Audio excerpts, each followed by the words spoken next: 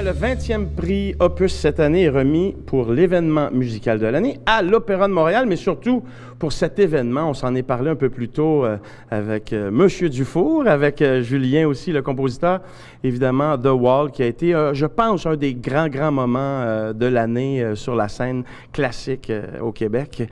Content, Michel Beaulac? Oui, très content. Très heureux pour la compagnie, puis pour Pierre Dufour, qui était l'inspiration de tout cet événement-là. En fait, il était à la source de ça. Et puis, comme je le disais un petit peu il y a 2 minutes, les 4 Lurons s'est présenté chez Roger Waters sur la 61e rue. Je me souviens, c'était il y a 3 ans.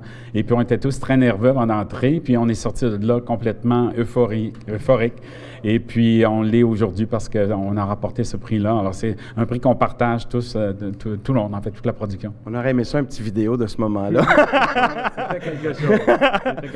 Dominique Champagne, cet univers-là, pour toi, de Pink Floyd, est-ce que c'était quelque chose que tu connaissais bien, qui a bercé ton enfance ou adolescence? Là, je ne veux pas juger de ton âge.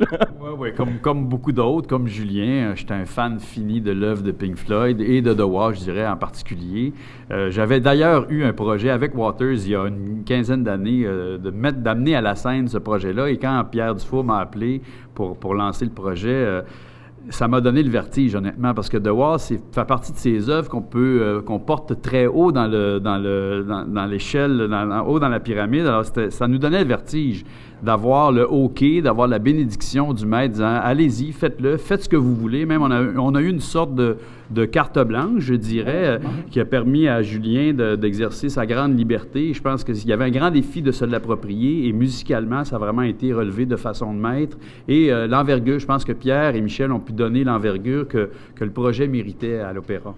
Et Julien Bilodeau, entre ce moment où, justement, vous attendez pour savoir si vous allez avoir un oui pour faire le projet, la composition, la présentation devant le public et maintenant une petite statuette, on se sent comment? Je suis tellement fier pour toute l'équipe de l'opéra, pour tout le monde. On était, si on compte les musiciens, le chœur, tout le monde, au-delà de 150 artisans du Québec qui avons monté ça en équipe dans une ambiance extraordinaire. C'est de la création avec du bonheur. Alors, je suis juste tellement content et fier de tous ces gens-là et d'avoir fait partie de cette équipe-là. C'était juste un privilège. Bien, nous autres aussi, on est bien contents pour vous autres. Alors, c'est quoi la prochaine idée qui trotte dans ta tête, Pierre Dufault? Là, présentement, c'est de donner des ailes au spectacle pour qu'il soit vu parce qu'il mérite d'être vu. On a eu un auditeur incroyable à Montréal, 10 représentations sur ce spectacle-là, bien que l'idée de The Wall génère de Montréal, du passage de M. Waters au Stade olympique. On croit vraiment que c'est une histoire universelle puis qui peut être portée puis qui a été créée avec des créateurs comme Julien, comme Dominique le disait, québécois. Je veux dire, ça mérite. Puis c'est un spectacle qui est sans prétention, je veux dire, qui est une classe différente, je veux dire, et qui permet de rassembler un public large. On l'a bien vécu à Montréal, donc on souhaite bonne vie. Bien, bravo en tout cas. Puis Michel Beaulac, on vous remet cette statuette-là au moment où, justement, non, mais à l'Opéra de Montréal, vous êtes l'Opéra de Montréal. Vous êtes là depuis tellement longtemps. Mais au moment où, justement, à l'Opéra, il y a encore une fois un événement assez particulier qui est le JFK. En tout cas, bravo à tout le monde. Bravo.